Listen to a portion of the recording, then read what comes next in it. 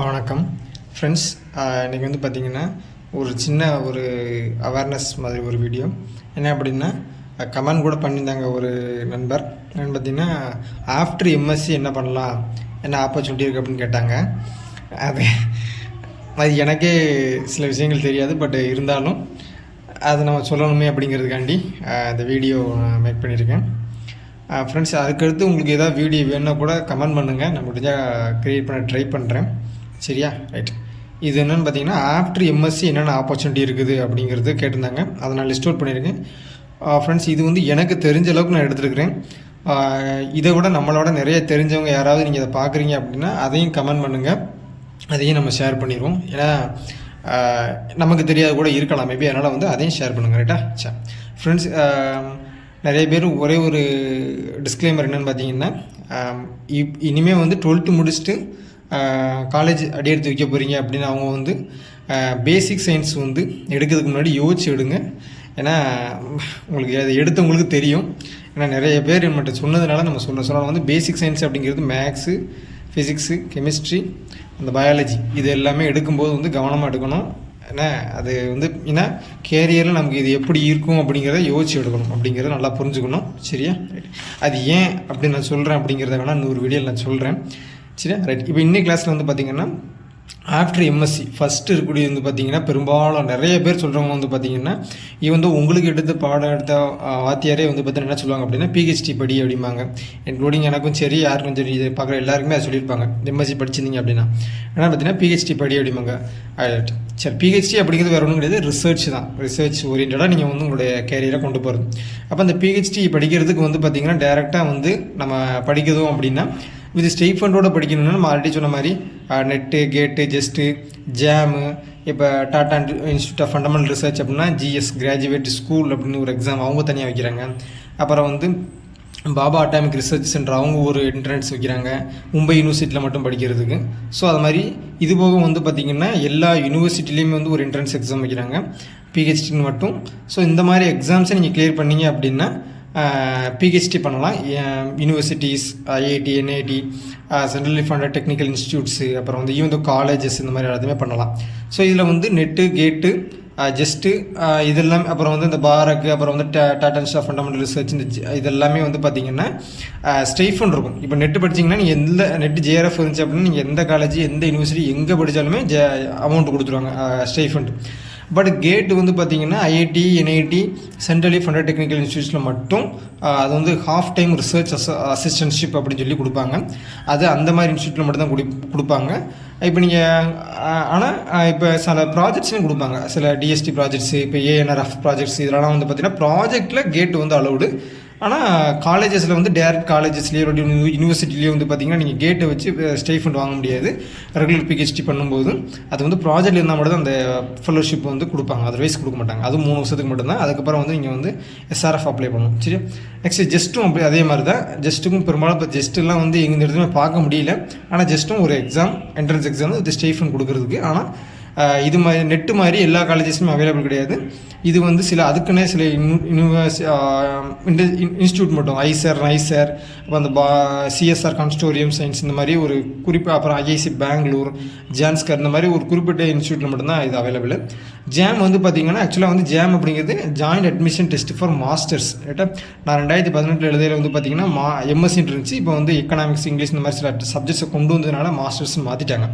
இது வந்து பார்த்திங்கன்னா இன்டெகிரேட்டட் பிஹெச்டி படிக்கலாம். நீங்கள் யூஜி முடிச்சுட்டு பிஜி வித் இன்டெகிரேட்டட் பிஹெச்டி படிக்கிறதுக்கு வந்து இது யூஸ்ஃபுல்லாக இருக்கும். ஸோ அதனால் நீங்கள் இது வந்து இப்போ யூஜி படிக்கிங்கன்னா ஜாம் எழுதலாம்.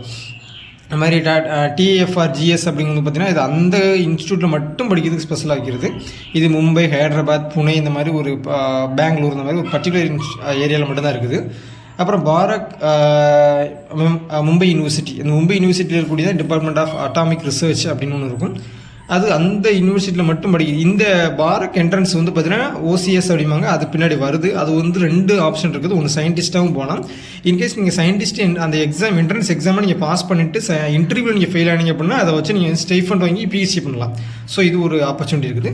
ஸோ சிம்பிளாக வந்து ஆஃப்டர் எம்எஸ்சி வந்து நீங்கள் ரிசர்ச் ஓரியன்டாக போகிறீங்க, பிஹெச்டி பண்ணணும்னு ஆசைப்பட்டீங்கன்னா இந்த இதை யூஸ் பண்ணிக்கலாம். சரியா? இது ஒரு ஒரு வழி.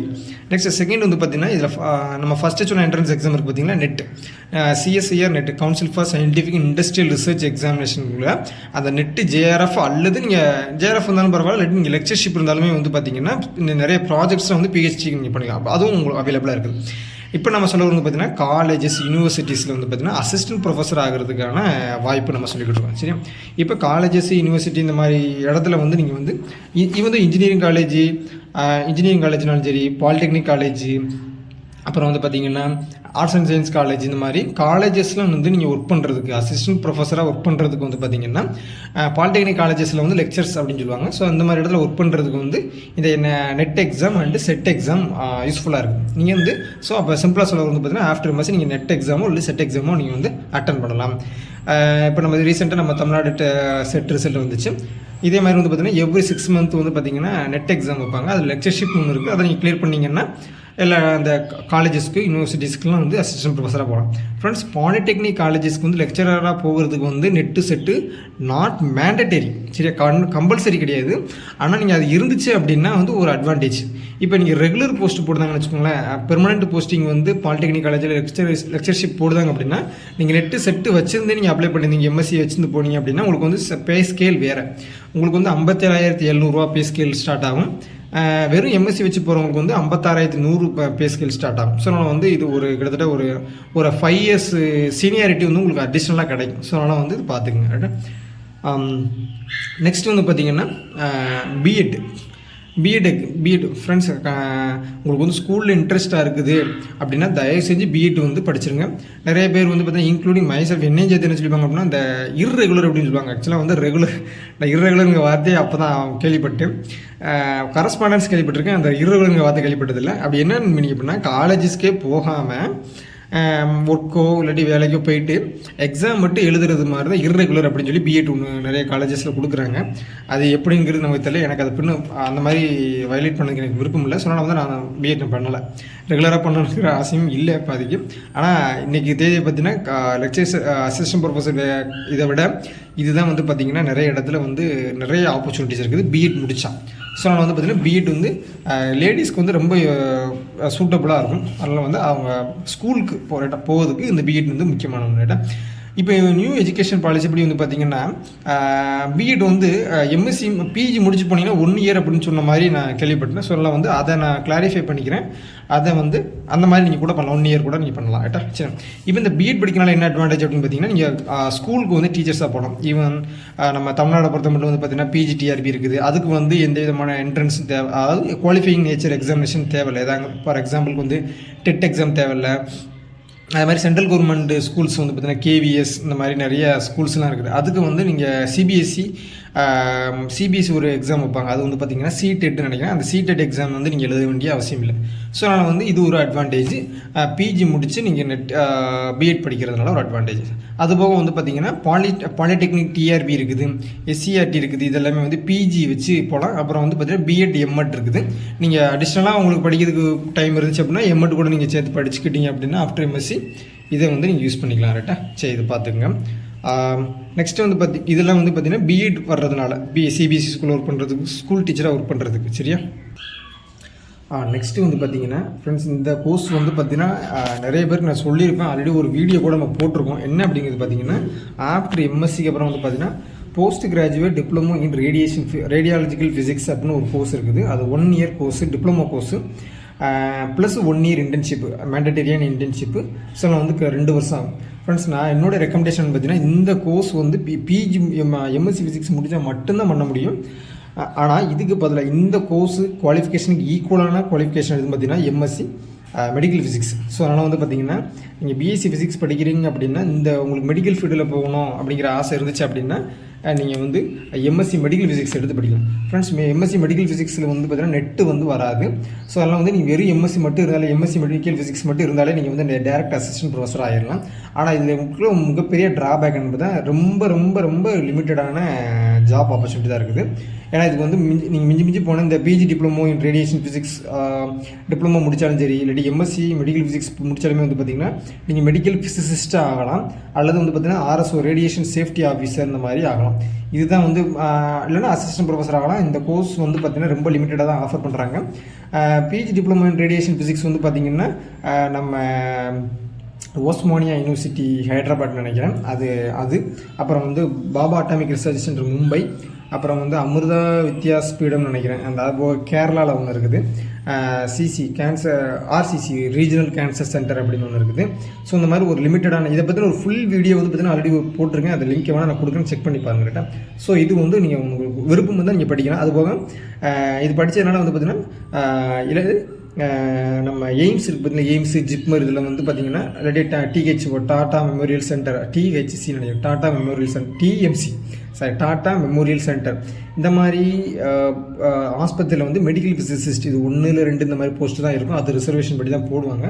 ஸோ நான் வந்து இந்த மாதிரி போகணும்னு நினச்சிங்க அப்படின்னா இதை நீங்கள் படிக்கலாம் ரைட்டா ஆஃப்டர் எம்எஸ்சி. நெக்ஸ்ட்டு பார்த்தீங்கன்னா Baba atomic research centre scientific officer C அப்படிங்கிற ஒரு போஸ்ட்.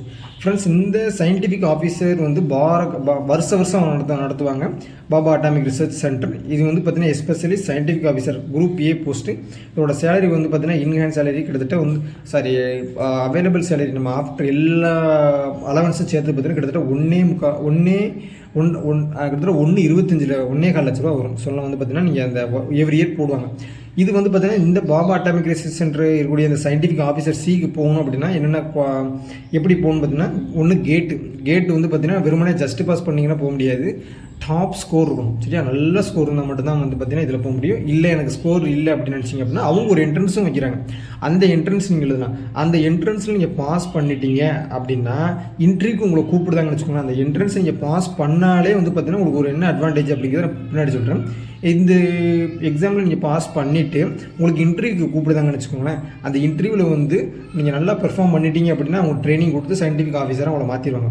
இல்லை நீங்கள் இன்டர்வியூவில் ஃபெயிலு எக்ஸாம் மட்டும் பாஸ் பண்ணியிருக்கீங்க அப்படின்னா அந்த மும்பை யூனிவர்சிட்டியில் அந்த department of atomic research atomic centre அப்படின்னு ஒன்று இருக்குது, டிஏஇ, சரியா, டிபார்ட்மெண்ட் ஆஃப் அட்டாமிக் எனர்ஜி நினைக்கிறேன். அந்த சென்டரில் வந்து நீங்கள் PhD full time PhD with ஃபெல்லோஷிப்போட படிக்கிறதுக்கு வந்து இந்த எக்ஸாம் மட்டும் யூஸ் பண்ணிக்கலாம்.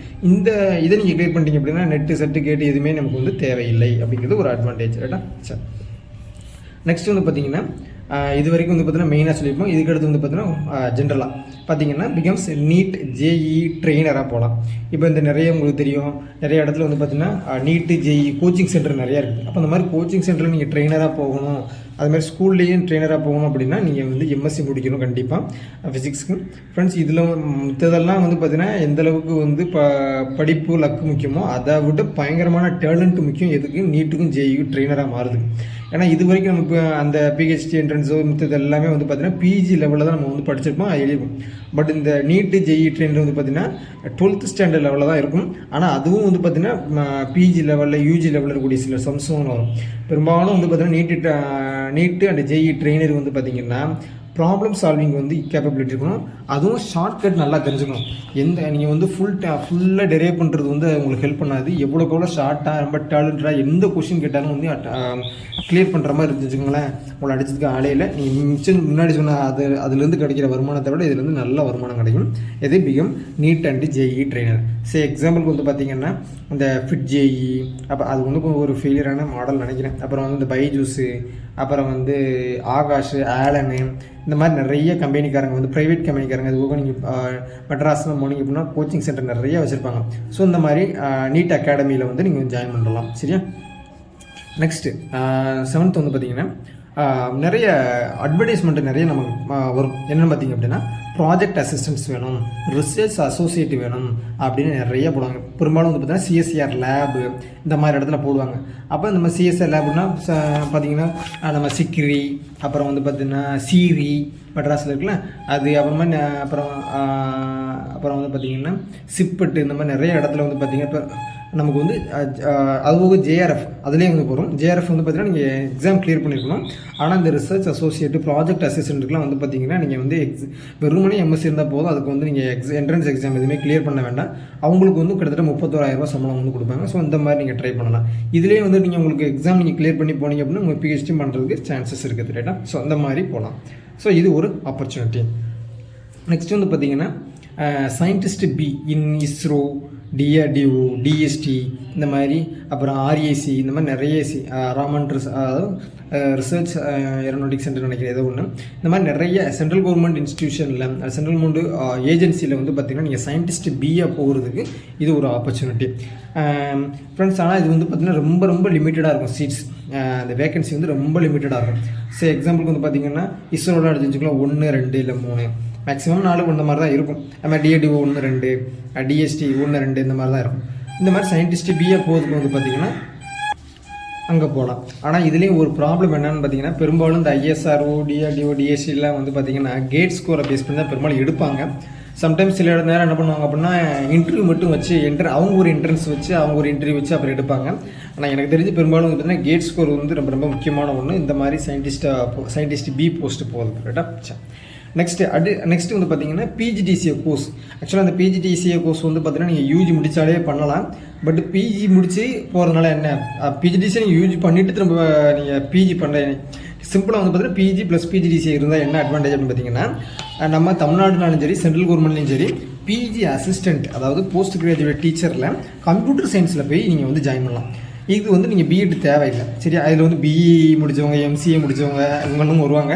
ஸோ அதனால் வந்து நீங்கள் இன்கேஸ் உங்களுக்கு வந்து கம்ப்யூட்டர் சயின்ஸில் டேலண்டடாக இருக்கீங்க அப்படின்னா நீங்கள் பிஜிடிசிஏ கோர்ஸ் வந்து 1 இயர் கோர்ஸ் தான். அதை வந்து நீங்கள் இது வந்து ரெகுலர் கிளாஸ் கூட இருக்காது. நீங்கள் கம்ப்யூட்டர் சென்டர் இந்த மாதிரி இதில் கூட நீங்கள் படிக்கலாம். கோர்சஸ் இருக்குது. அது மாதிரி காலேஜஸ்லையும் அவைலபிள் இருக்குது.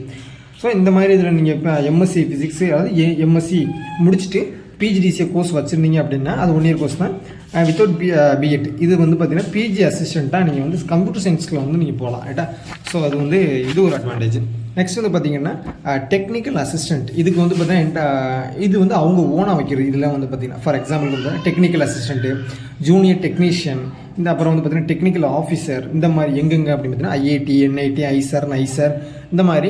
அதுபோக வந்து பார்த்திங்கன்னா இஸ்ரோ, டிஆர்டிஓ, டிஎஸ்டி, சிஎஸ்ஆர் இந்த மாதிரி நிறைய ஐஜிகார் இந்த மாதிரி சென்டர்ஸில் வந்து அட்டாமிக் சென்டர்ஸ் இந்த மாதிரி இதெல்லாம் சென்ட்ரல் கவர்மெண்ட் பாடிஸில் டெக்னிக்கல் அசிஸ்டன்ட், டெக்னிக்கல் ஆஃபீஸருக்கு வந்து பார்த்திங்கன்னா நீங்கள் எம்எஸ்சி முடிச்சுட்டு போகலாம். பெரும்பாலும் இந்த டெக்னிக்கல் அசிஸ்டண்ட்டு, டெக்னிக்கல் ஆஃபீஸர் வந்து சம்டைம்ஸ் வந்து இது கேட்பாங்க, எக்ஸ்பீரியன்ஸ் கேட்பாங்க. இல்லைன்னா பிஹெச்டி இருந்து, ஆனால் மினிமம் குவாலிஃபிகேஷன் வந்து பார்த்திங்கன்னா எம்எஸ்சி தான். பட் எக்ஸ்பீரியன்ஸ் எதிர்பார்ப்பாங்க டெக்னிக்கல் ஆஃபீஸருக்கு. அதோட சேலரி வந்து பார்த்தீங்கன்னா லெவல் 10 இருக்கும். கிட்டத்தட்ட வந்து பார்த்தீங்கன்னா 90,000 என்னமோ வரும்னு நினைக்கிறேன்.